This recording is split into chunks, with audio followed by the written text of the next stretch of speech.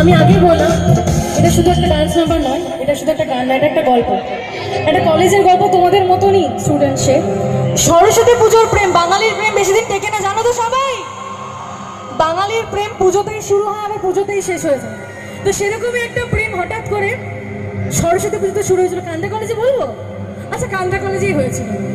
কারণ না কেউ না কেউ তো আছেই এখানে যে এরকম মানে পাল্লায় পড়েছ আর কি। তো মেয়েকে দেখে হঠাৎ করে ছেলের মনে কি গান আসলো জানো?